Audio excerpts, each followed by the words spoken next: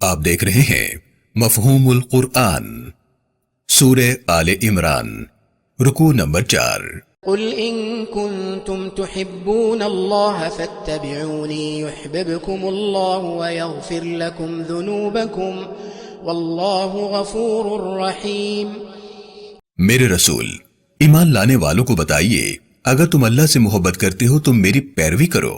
اگر تم نے میری پیروی کی تو اس کائنات کا مالک تمہارا رب تم سے محبت کرے گا، اسی محبت میں وہ رب تمہارے گناہ معاف کر دے گا۔ بے شک اللہ بار بار معاف کرنے اور بے حد رحم کرنے والا ہے۔ وضاحت: اس آیت مبارکہ میں اللہ رب العالمین نے ایمان والوں کے ساتھ باقی سب کو بھی پیغام دیا ہے۔ یہودی اور مسیحی اللہ سے محبت کے دعوے دار ہیں، انہیں سمجھایا جا رہا ہے کہ اللہ کی محبت چاہتے ہو تو رسول اللہ صلی اللہ علیہ وسلم کی اطاعت اختیار کر لو۔ یہودیوں کو رسول اللہ صلی اللہ علیہ وآلہ وسلم پر ایمان لانے کی دعوت دی گئی تو انہوں نے کہا، ہم تو پہلے ہی اللہ سے محبت کرتے ہیں اور اس کے لاڈلے ہیں، ہمیں کیا ضرورت پڑی ہے کہ کسی نئے نبی کی امت میں داخل ہوں۔ اس آیت مبارکہ میں اللہ نے ایمان والوں کو یقینی کامیابی کا راستہ دکھا دیا ہے۔ رسول اللہ کی اطاعت کا انعام یہ ہے کہ اللہ اپنے بندے سے محبت کرنے لگتا ہے۔ اللہ کا محبوب بندہ بن جانے سے بڑا انعام کیا ہو سکتا ہے؟ قل اطیعوا اللہ والرسول فَإِن تَوَلَّوْا فَإِنَّ اللَّهَ لَا يُحِبُّ الْكَافِرِينَ۔ میرے رسول، آپ کہہ دیجئے، لوگو اگر کامیابی چاہتے ہو تو اللہ اور اس کے رسول کا حکم مانتے رہو۔ اگر یہ لوگ پھر بھی آپ کی بات نہ مانے تو انکار کرنے والے جان لے کہ میں اپنے رسول کا انکار کرنے والوں سے محبت نہیں رکھتا۔ میری محبت کے لیے ضروری ہے کہ بندے میرے رسول کا حکم مانے اور اس سے محبت رکھیں۔ وضاحت: یہ پچھلی آیت کا تسلسل ہے۔ اللہ اب ایک دوسرے انداز میں رسول اللہ کا مقام، آپ سے محبت کو ایمان اور کامیابی کے لیے لازمی قرار دے رہا ہے۔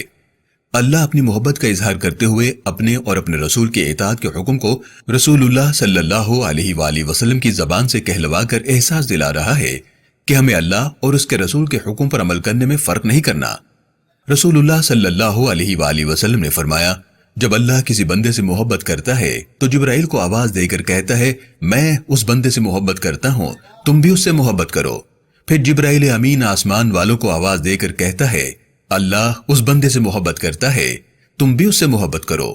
یوں زمین اور آسمانوں پر رہنے والے اس بندے سے محبت کرنے لگتے ہیں۔ یہی ایک اہم بات ہمیں سمجھنا ہے۔ اگر کوئی خیال کرے کہ مجھے قرآن کے سوا کسی چیز کو نہیں ماننا تو وہ اپنا ایمان گنوا بیٹھے گا۔ ہم اسے یوں سمجھ سکتے ہیں کہ اگر رسول اللہ صلی اللہ علیہ وآلہ وسلم آج ہمارے درمیان موجود ہوں، کوئی رسول اللہ پر ایمان لائے اور کہے، قرآن اللہ کا کلام ہے، میں اسے تو مانتا ہوں لیکن آپ کی کوئی بات نہیں مانوں گا، کیا یہ قابل قبول ہوگا؟ اللہ فرماتا ہے، میرا رسول تمہیں جو دے اسے لے لو اور جس چیز سے روکے اس سے رک جاؤ۔ قرآن تو خود زبان رسول سے ہم تک پہنچایا گیا ہے۔ ہمارے پاس سچ جاننے کا طریقہ یہ ہے کہ رسول اللہ صلی اللہ علیہ وآلہ وسلم کا کوئی بھی عمل اور حکم قرآن سے متضاد یا قرآن کے حکم کے خلاف نہیں ہو سکتا۔ اللہ نے اپنے کلام کے لیے یہی پسند کیا کہ قرآن رسول اللہ صلی اللہ علیہ وآلہ وسلم کی زبان سے سنایا جائے۔ رسول اللہ کی سنت اور آپ کے احکام پر عمل کرنا قرآن کے حکم پر عمل کرنا ہے۔ رسول اللہ صلی اللہ علیہ وآلہ وسلم نے اپنی سنت اور احکام کے بارے میں فرمایا، ایسا نہ ہو کہ تم صوفے سے ٹیک لگائے بیٹھے ہو، تمہیں میرا حکم سنایا جائے اور تم کہو ہم اسے نہیں مانتے، ہم تو اسی پر عمل کریں گے جسے کتاب اللہ میں پائیں گے۔ سورہ آل عمران کی تمہید اس آیت پر ختم ہو گئی ہے۔ شان نزول: سورہ آل عمران کی پچھلی آیت قل ان کنتم تحبون اللہ فاتبعونی یحببکم اللہ، یعنی میرے رسول ایمان لانے والوں کو بتائیے، اگر تم اللہ سے محبت کرتے ہو تو میری پیروی کرو، اگر تم نے میری پیروی کی تو اس کائنات کا مالک تمہارا رب تم سے محبت کرے گا۔ یہ نازل ہوئی تو عبداللہ بن ابی نے اپنے منافق ساتھیوں سے کہا، محمد اپنی اطاعت کو اللہ کی اطاعت قرار دیتے ہیں، وہ حکم دیتے ہیں کہ ان سے ایسی محبت کی جائے جیسی عیسیٰ ابن مریم علیہ السلام سے کی گئی۔ اس کے جواب میں اللہ رب العالمین نے یہ آیت مبارکہ نازل فرمائی، ان اللہ اصطفى آدم ونوحا وآل ابراہیم وآل عمران علی العالمین۔ بے شک میں نے ان کے زمانے میں تمام جہان والوں میں سے آدم، نوح، ابراہیم اور اس کی اولاد عمران اور اس کی اولاد کو چن لیا ہے۔ وضاحت: اس آیت مبارکہ میں اللہ رب العالمین نے 4 لوگوں اور ان کے خاندان کے نام لیے ہیں۔ نمبر 1 آدم علیہ السلام، نمبر 2 حضرت نوح علیہ السلام، نمبر 3 حضرت ابراہیم علیہ السلام اور نمبر 4 حضرت عمران۔ اس کا قطعاً یہ مطلب نہیں کہ باقی رسول اور نبی یا وہ لوگ جنہیں اللہ نے اپنی رحمت سے نوازا چنے ہوئے نہیں ہیں۔ اللہ یہاں اس نسل اور خاندان کا ذکر فرما رہا ہے جس کے متعلق اگلی 12 آیتوں میں مضمون بیان ہوا ہے۔ اس آیت مبارکہ میں ذکر کیے گئے عمران کے متعلق خیال کیا جاتا ہے کہ یہ سیدہ مریم علیہ السلام کے والد ہیں۔ اس آیت مبارکہ کے بعد سیدہ مریم علیہ السلام اور آپ کے خاندان کا ذکر کیا گیا ہے۔ اس سورہ کا نام اسی آیت سے لیا گیا ہے۔ شان نزول۔ نجران کے مسیحیوں کا 60 رکنی وفد رسول اللہ صلی اللہ علیہ وآلہ وسلم کے پاس آیا۔ انہوں نے رسول اللہ سے حضرت عیسیٰ ابن مریم علیہ السلام اور ان کے خدا ہونے کے متعلق سوال پوچھے۔ آیت نمبر 33 سے آیت نمبر 44 تک اس وقت نازل ہوئی۔ نجران کا علاقہ اس زمانے میں حجاز اور یمن کے درمیان واقع تھا۔ آج کل نجران سعودی عرب کا حصہ ہے۔ اس زمانے میں نجران بہت بڑا علاقہ تھا جہاں مسیحی آباد تھے۔ نجران میں 73 آبادیاں شامل تھیں جنہیں 3 سردار چلاتے تھے۔ ان میں سے ایک کو عاقب کہا جاتا تھا۔ اس کی حیثیت اپنی قوم میں امیر کی سی تھی۔ دوسرا سردار سید کہلاتا تھا جو ان کے سیاسی اور معاشرتی معاملات کو چلاتا تھا۔ تیسرا سردار اسقف یعنی بشپ کہلاتا تھا۔ اس کے ذمے تمام دینی معاملات تھے۔ ذریة بعضها من بعض واللہ سمیع علیم۔ آدم، نوح، ابراہیم اور عمران ایک دوسرے کی اولاد اور نسل سے ہیں۔ بے شک میں اپنے بندوں کی پکار نزدیک اور دور سے سننے والا، ہر چھپی اور ظاہر چیز کا جاننے والا ہوں۔ وضاحت۔ اللہ کے نبی حضرت عیسیٰ ابن مریم علیہ السلام کے نانا عمران بن معسان اللہ کے نبی حضرت سلیمان بن داود علیہ السلام کی اولاد میں سے ہیں۔ اللہ کے نبی حضرت موسیٰ علیہ السلام کے والد عمران بن نصیر اللہ کے نبی ابراہیم کی اولاد میں سے ہیں۔ ابراہیم اللہ کے نبی نوح اور نوح اللہ کے نبی آدم کی اولاد ہیں۔ یہاں ذکر کیے گئے لوگ اور خاندان ایک دوسرے کی اولاد ہیں۔ اللہ کے نبی اسحاق علیہ السلام کی نسل سے بنی اسرائیل میں حضرت عیسیٰ علیہ السلام آخری نبی ہوئے، اور اللہ کے نبی اسماعیل علیہ السلام کی اولاد میں کائنات کے آخری نبی محمد مصطفیٰ صلی اللہ علیہ وآلہ وسلم تشریف لائے۔ رسول اللہ صلی اللہ علیہ وسلم نے فرمایا، اللہ نے اپنے نبی ابراہیم کی اولاد میں سے اسماعیل کو چنا، بنی اسماعیل سے بنی کنانہ کو، بنی کنانہ میں سے بنی قریش کو، اور بنی قریش سے بنی ہاشم کو چنا۔ بنی ہاشم میں سے مجھے یعنی محمد بن عبداللہ کو چنا۔ میں بہترین ہوں یعنی عبداللہ بن عبد المطلب کی نسل سے، اور وہ بھی بہترین انسان عبد المطلب بن ہاشم کی نسل سے ہیں۔ اللہ رب العالمین نے قرآن مجید میں سورۃ البلد میں رسول اللہ کے باپ دادا کی قسم اٹھائی ہے۔ رسول اللہ صلی اللہ علیہ وآلہ وسلم نے فرمایا، میرے سارے نسبی باپ دادا توحید پر ایمان رکھنے والے اور پاک ہیں۔ اس آیت مبارکہ میں یہ بات بھی سمجھائی جا رہی ہے کہ اس سے پچھلی آیت میں ذکر کیے گئے خاندان میں سے کوئی خدا کیسے ہو سکتا ہے۔ ایک دوسرے کی اولاد ہونے کے ناطے تمام لوگ اللہ کے نبی آدم کی اولاد ہیں، اس لیے آپس میں بھائی بھائی ہیں۔ اذ قالت امرأة عمران رب انی نذرت لك ما في بطنی محررا فتقبل منی انك انت السمیع العلیم۔ جب عمران کی بیوی حنہ اولاد کی امید سے ہوئی تو اس نے مجھ سے نظر مانی، اے اللہ میں نظر مانتی ہوں کہ جب میرے گھر اولاد ہوگی تو میں اپنا بیٹا تیری راہ میں خدمت کے لیے وقف کر دوں گی۔ میرے مالک تو اسے قبول فرما، بے شک تو دور اور نزدیک سے سننے، ظاہر اور چھپی چیز کا جاننے والا ہے، کوئی چیز تیرے علم سے باہر نہیں۔ وضاحت۔ کچھ تاریخ دانوں کے مطابق اللہ کے نبی عیسیٰ علیہ السلام کی نانی حنہ کے ہاں اولاد نہیں تھی۔ ایک درخت پر بیٹھی چڑیا چونچ میں دانہ رکھ کر اپنے بچے کو کھلا رہی تھی۔ یہ دیکھ کر اولاد کا شوق پیدا ہوا تو انہوں نے اللہ سے دعا کی، میرے رب مجھے اولاد کی نعمت عطا فرما، میں اپنے پیدا ہونے والے بیٹے کو تیری خدمت کے لیے وقف کر دوں گی۔ حنہ بنت فاقوس نے اس امید سے نظر مانی کہ اللہ انہیں ایک بیٹا عنایت فرمائے تو آپ اسے بیت المقدس کی خدمت کے لیے وقف کر دیں گی۔ اس زمانے میں بنی اسرائیل نظر کرنے سے مراد عبادت گاہوں کی خدمت کے لیے خاص کر دینا لیتے تھے۔ ان کے ہاں عبادت گاہ کی خدمت کے لیے صرف لڑکے ہی ہوا کرتے تھے، لڑکیوں کو ایسی ذمہ داری کے لیے وقف نہیں کیا جاتا تھا۔ عبادت گاہ کے لیے لڑکیوں کو نظر کرنے کی روایت سیدہ مریم علیہ السلام کے بعد شروع ہوئی۔ فلما وضعتها قالت رب انی وضعتها انثى والله اعلم بما وضعت وليس الذكر كالانثى واني سميتها مريم وإني سميتها مريم وإني أعيذها بك وذريتها من الشيطان الرجيم۔ میں نے اپنی بندی حنا کو ایک بیٹی عطا کی، یقیناً یہ میری قدرت ہے کہ میں بیٹی عطا کروں یا بیٹا۔ میں جانتا ہوں کہ بیٹی اور بیٹے کے معاملات میں فرق ہے۔ میں نے حنا کو جو بیٹی عطا کی وہ اس بیٹے سے کہیں بہتر ہے جس کی وہ خواہش کرتی تھی۔ بیٹی پیدا ہونے پر حنا نے کہا، اے اللہ، تو نے مجھے بیٹی عطا کی ہے، میں نے اس کا نام مریم رکھا ہے۔ میں اپنی بیٹی مریم اور اس کی اولاد کو تیری حفاظت میں دیتی ہوں تاکہ یہ شیطان کے شر سے محفوظ رہیں۔ وضاحت: اللہ رب العالمین نے اس آیت مبارکہ میں یہ بات واضح کر دی کہ برتری بیٹا یا بیٹی ہونے میں نہیں بلکہ اللہ کی رضا میں ہے۔ بیٹے اور بیٹیوں کی تقسیم معاشرتی ہے جسے ہم نے بنایا ہے۔ اللہ کے نزدیک وہی عزت والا ہے جو اس کے حکم پر عمل کرے، اس کا تعلق عورت یا مرد ہونے سے نہیں۔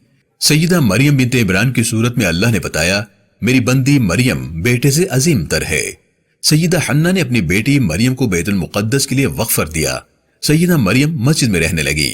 فتقبلها ربها بقبول حسن وأنبتها نباتا حسنا وكفلها زكريا كلما دخل عليها زكريا المحراب وجد عندها رزقا قال يا مريم أنى لك هذا قالت هو من عند الله ان اللہ یرزق من یشاء بغیر حساب۔ میں نے حنا اور عمران کی بیٹی مریم بنت عمران کو اپنی راہ میں قبول کر لیا اور اس کی بہترین پرورش کی۔ میں نے مریم کے خالو زکریا کو اس کا سرپرست بنایا۔ زکریا جب مریم کے پاس اس کے حجرے میں جاتا تو وہاں کھانے پینے کی چیزیں دیکھتا۔ زکریا نے مریم سے پوچھا، مریم، یہ کھانے پینے کی چیزیں تمہارے پاس یہاں کیسے آتی ہیں؟ مریم بولی، خالو جان، یہ رزق مجھے میرا رب عطا کرتا ہے۔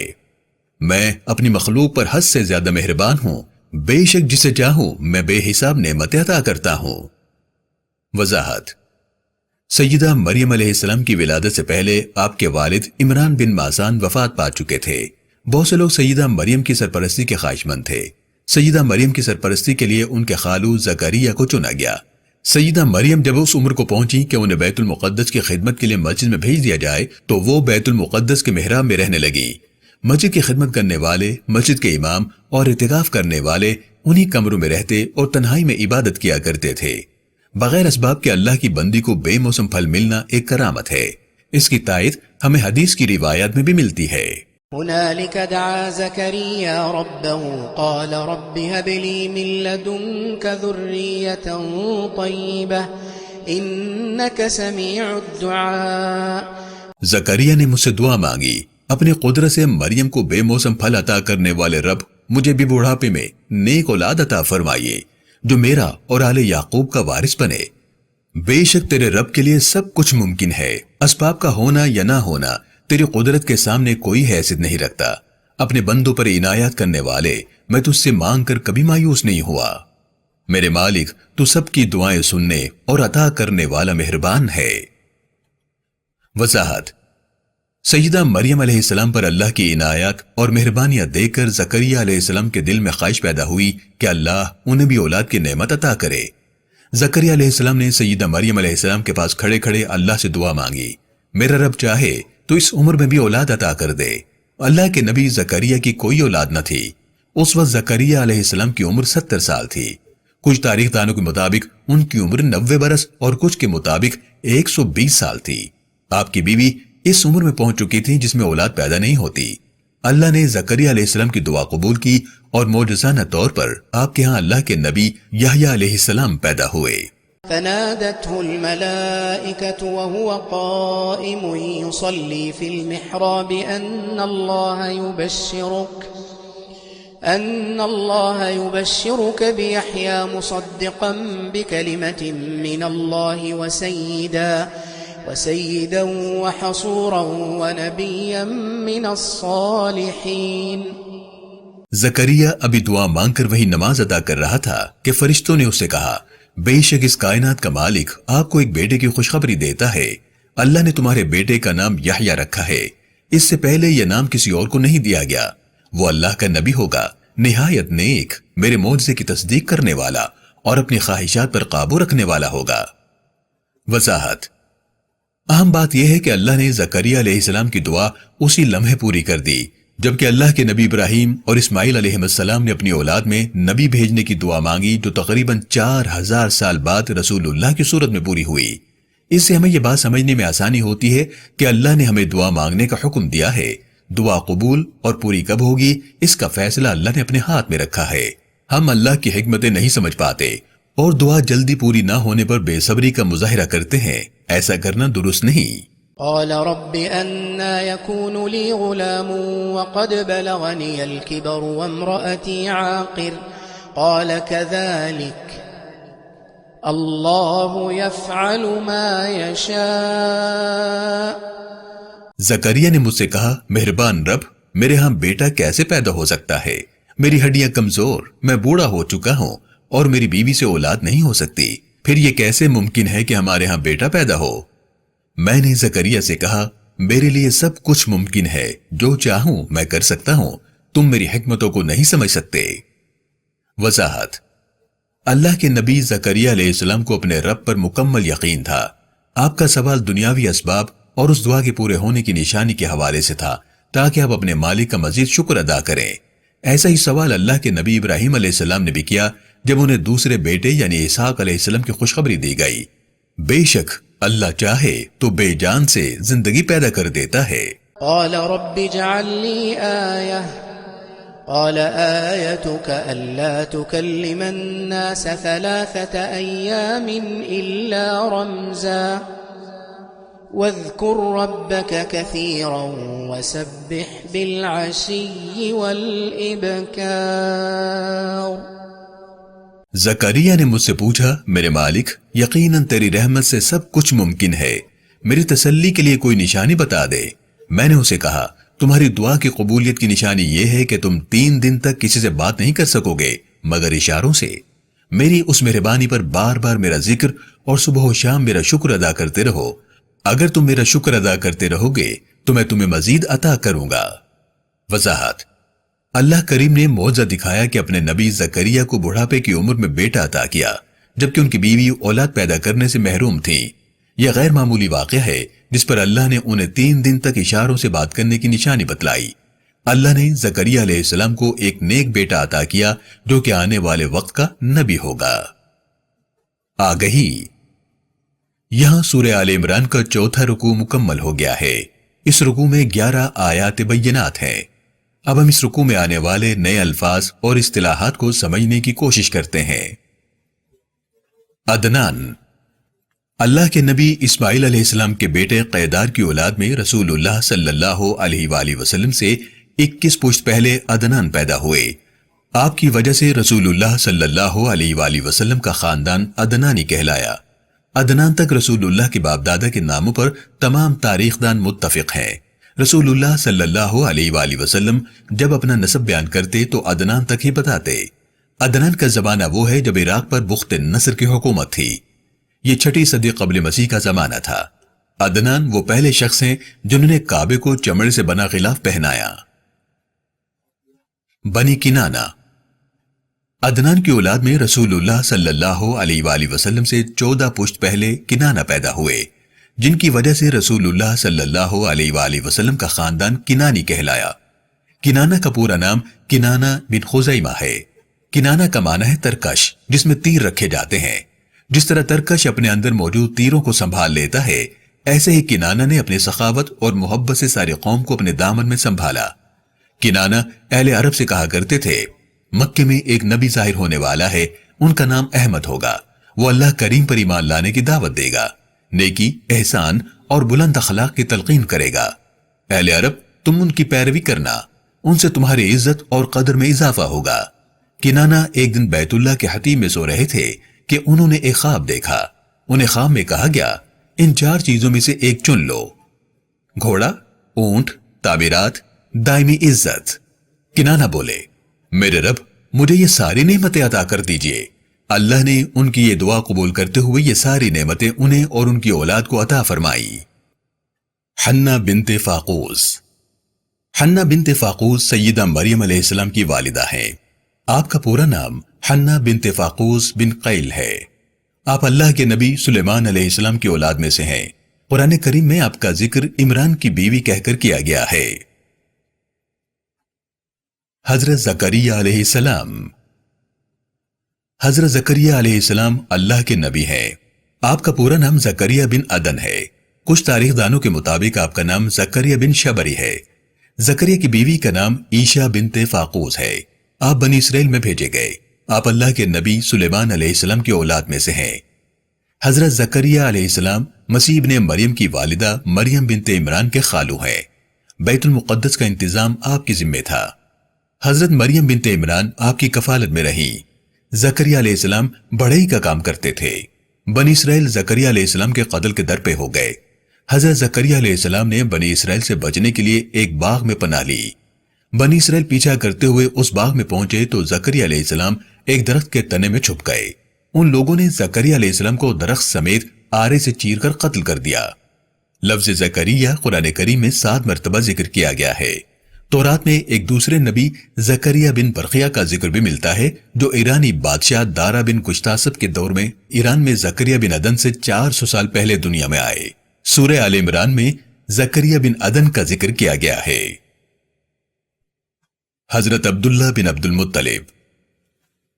رسول اللہ صلی اللہ علیہ وآلہ وسلم کے والد گرامی کا نام حضرت عبداللہ بن عبد المطلب ہے۔ آپ عبد المطلب کے 10ویں بیٹے ہیں۔ خواجہ عبد المطلب نے قسم اٹھائی کہ اللہ انہیں 10 بیٹے عطا کرے جو ان کی زندگی میں جوان ہو جائیں تو ایک بیٹا اللہ کی راہ میں قربان کریں گے۔ جب قسم پوری کرنے کا وقت آیا تو قربان کرنے کے لیے فال عبداللہ کے نام نکلی۔ قبیلے اور رشتہ داروں کی مخالفت پر عبداللہ کے بدلے میں 100 اونٹ قربان کیے گئے۔ یوں خواجہ عبداللہ قربانی سے بچا لیے گئے۔ آپ رسول اللہ صلی اللہ علیہ وآلہ وسلم کے پیدا ہونے سے چند مہینے پہلے 25 سال کی عمر میں فلسطین سے تجارت پر واپس آتے ہوئے مدینہ منورہ میں وفات پا گئے۔ آپ نہایت خوبصورت اور بہترین عادات کے مالک، گویا آپ یوسف ثانی تھے۔ اللہ کے نبی آدم علیہ السلام سے لے کر عبداللہ بن عبد المطلب تک رسول اللہ کے سارے نسبی والدین نہایت نیک اور اللہ کے چنے ہوئے لوگ تھے۔ رسول اللہ صلی اللہ علیہ وآلہ وسلم نے فرمایا، میرے سارے نسبی باپ دادا توحید پر ایمان رکھنے والے ہیں۔ اللہ نے سورۃ البلد میں رسول اللہ کے باپ دادا کی قسم اٹھائی ہے۔ عمران۔ رسولوں اور نبیوں کے خاندان میں عمران نام کی 2 شخصیات ملتی ہیں، جن میں سے ایک اللہ کے نبی موسیٰ علیہ السلام کے والد عمران بن کیہات یا عمران بن کوہات، اور دوسرے اللہ کے نبی عیسیٰ ابن مریم علیہ السلام کے نانا عمران بن باسان ہیں۔ کچھ تاریخ دانوں کے مطابق حضرت موسیٰ علیہ السلام کے والد کا نام عمران بن نصیر ہے۔ عمران بن نصیر اور عمران بن باسان کے درمیان 1800 سال کا وقفہ ہے۔ خیال کیا جاتا ہے کہ سورہ آل عمران کی آیات نمبر 33 سے 36 میں سیدہ مریم علیہ السلام کے والد کا ذکر کیا گیا ہے۔ عمران بن باسان اللہ کے نبی حضرت سلیمان علیہ السلام کی اولاد سے ہیں۔ حضرت مریم علیہ السلام۔ اللہ کے نبی حضرت عیسیٰ علیہ السلام کی والدہ محترمہ حضرت مریم بنت عمران علیہ السلام ہے۔ مریم کا معنی ہے عبادت کرنے والی، اللہ کا قرب حاصل کرنے والی اور اللہ کے سامنے عاجزی سے حاضر ہونے والی۔ سریانی زبان میں مریم کا معنی خادمہ ہے۔ انہیں اخت ہارون بھی کہا جاتا ہے، یعنی ہارون کی بہن۔ سیدہ مریم علیہ السلام اللہ کے نبی سلیمان علیہ السلام کی اولاد میں سے ہیں۔ اللہ نے معجزہ دکھایا کہ بی بی مریم علیہ السلام نے اکیلے ہی بیٹے کو پیدا کیا، یعنی مسیح ابن مریم باپ کے بغیر پیدا ہوئے۔ آپ کے پاک اور با کردار ہونے کی گواہی اللہ نے دی۔ قرآن ہمیں بتاتا ہے کہ مریم علیہ السلام اپنے زمانے کی عورتوں کی سردار ہیں۔ رسول اللہ صلی اللہ علیہ وآلہ وسلم نے فرمایا، مرد تو بہت سے کامل ہوئے، لیکن عورتوں میں مریم بنت عمران اور فرعون کی بیوی آسیہ کے سوا کوئی دوسری کامل نہ ہوئی۔ قرآن کریم کی 19ویں سورہ کا نام مریم آپ ہی کے نام پر ہے۔ دلچسپ بات یہ ہے کہ اللہ نے قرآن کریم میں سیدہ مریم کے علاوہ کسی عورت کا نام نہیں لیا۔ آپ واحد خاتون ہیں جن کا نام لے کر ذکر کیا گیا۔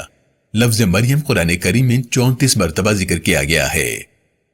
نذر، ایسا ارادہ یا قسم اٹھانا کہ کسی کام کے ہو جانے یا کسی شرط کے پورا ہونے پر اللہ کی راہ میں خرچ کیا جائے یا کسی چیز کو مخصوص کر دیا جائے، نذر کرنا کہلاتا ہے۔ محراب، مسجدوں کی موجودہ شکل و صورت میں امام کے نماز ادا کرنے کی جگہ کو محراب کہتے ہیں۔ عمومی طور پر یہ جگہ مسجد کے سامنے والی دیوار سے آگے ہوتی ہے۔ سیدہ مریم بنت عمران علیہ السلام کے زمانے میں مسجد یا کلیسا کے ساتھ جڑے ہوئے کمرے کو محراب کہا جاتا تھا۔ یہ کمرہ تنہائی میں عبادت کے لیے استعمال کیا جاتا تھا۔ نن، ایسی خواتین جو دین کی خدمت کے لیے اپنی زندگی وقف کر دیں نن کہلاتی ہیں۔ ایسی خواتین ہمیں پہلی صدی عیسوی سے ملتی ہیں۔ عمومی طور پر یہ خواتین کلیسا یا اس کے زیر انتظام رہائش میں رہتی اور زندگی بھر شادی نہیں کرتی۔ ان میں سے کچھ خود کو عیسیٰ ابن مریم کی دلہن کہلاتی ہیں۔ اس کے لیے یہ اپنے سر پر سکارف پہنتی ہیں۔ ان کی زندگیوں کا مقصد لوگوں کو دین میں رہنمائی کرنا ہوتا ہے۔ بہت سی ننس تعلیم، صحت، بے سہارا لوگوں کی مدد وغیرہ کی خدمت میں زندگی گزارتی ہیں۔ مسیحیت کے علاوہ ایسی خواتین ہمیں بدھ مت میں بھی ملتی ہیں۔